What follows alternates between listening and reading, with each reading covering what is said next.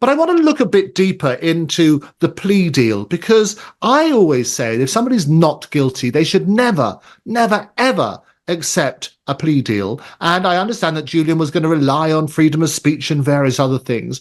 What else, Johnny, could Julian have done other than accept a plea deal?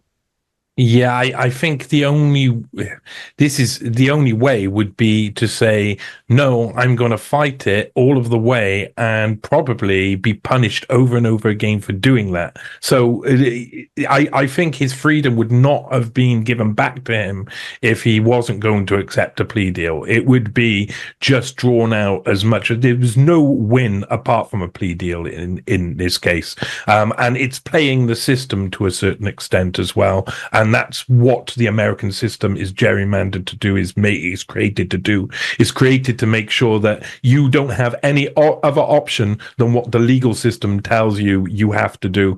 So I don't think there's any other option. I think he would have stayed. I think he would have died inside.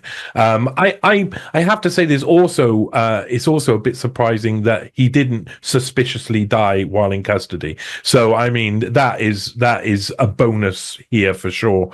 So I'm not sure what he could have done. I think it was just a plea deal or nothing. Oh, yeah, absolutely. James Ball, an early WikiLeaks employee who left the company after 3 months, said that this morning, writing in the Washington Post, that neither the United States nor Assange can really call this a win. Many journalists, myself included, he said, and many who are no fans of Assange, said the prosecution was indeed a risk to freedom. A plea deal doesn't change that, and is something that Julian would only agree through sheer necessity. So exactly as Johnny says, it was basically either take this deal or we're going to carry on with the prosecution.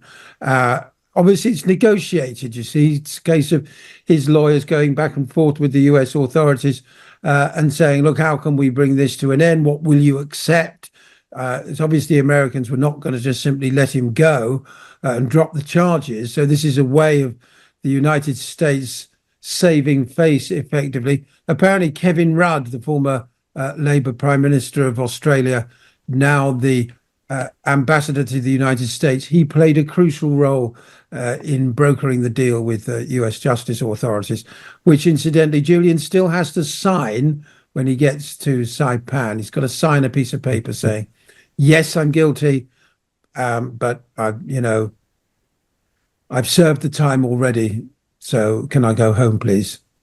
Yeah. And certainly I can see why that's attractive, because effectively they're saying, look, all the time that you spent, the 5 years you've been inside, basically means you're not going to have to serve another day anywhere. And originally he was potentially going to be exposed to 175 years was the sort of penalty, if you like, in prison.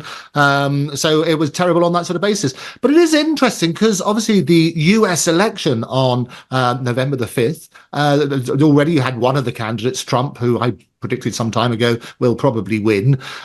He's already made some sort of motion, if you like, to pardoning him. Should he have waited a bit more, do you think, Johnny?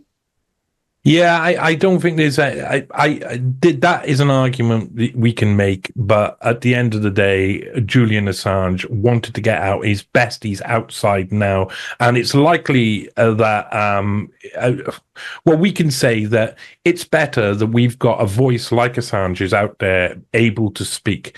And the next stage is something which there's going to be a lot of people, a lot of deep state actors, a lot of fake independent medias and mainstream media people who want to interview Assange and jump on the freedom train as well. So it's a very precarious time for Assange's voice to be out there anyway.